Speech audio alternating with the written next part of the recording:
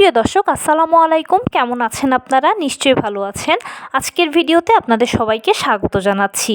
আজকে আমি আপনাদের সাথে শেয়ার করব উজ্জ্বল দাগহীন ফর্সা ত্বক যদি পেতে চান তাহলে এখনই কমলার খোসাকে এভাবে লাগান। চলুন জানাই কমলার খোসাকে কিভাবে আপনারা লাগাবেন। শীতকালে প্রচুর কমলা লেবু পাওয়া যায়, আর কমলা লেবুতে রয়েছে প্রচুর ভিটামিন সি, যেটা আমাদের ত্বক ও চুলের জন্য ভালো।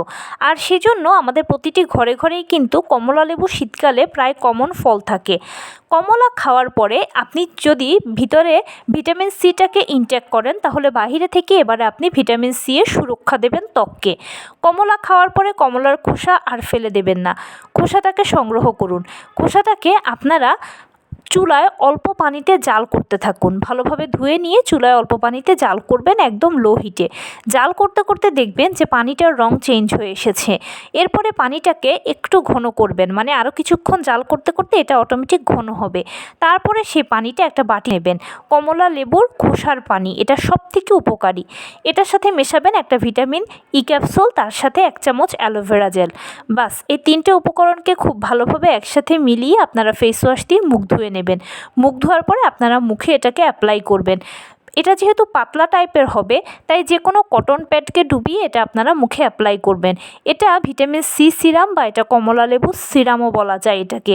এটা মুখে অ্যাপ্লাই করার পরে 10-15 মিনিট পরে দেখবেন যে শুকিয়ে গেলে প্লেন পানি দিয়ে ধুয়ে ফেলতে পারেন, অথবা যেহেতু এটা সিরাম তাই আপনি এটাও করতে পারেন যে আপনারা ফেস ওয়াশ দিয়ে মুখ ধোয়ার পরে এটা ভালোভাবে মুখে অ্যাপ্লাই করে এরপরে আপনারা ময়শ্চারাইজার দিয়ে লক করে দিতে পারেন, যেটা আপনার পছন্দ।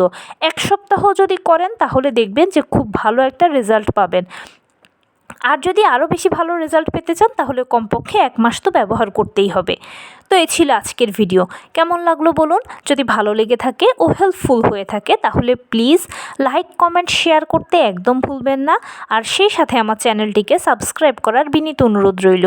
পাশে থাকা বেল আইকনটি ক্লিক করে দেবেন যেন আমি ভিডিও আপলোড করার সাথে সাথে আপনারা নোটিফিকেশান পেয়ে যান। যদি কোনো প্রশ্ন থাকে কমেন্টসে জানাবেন, আমি রিপ্লাই দেব।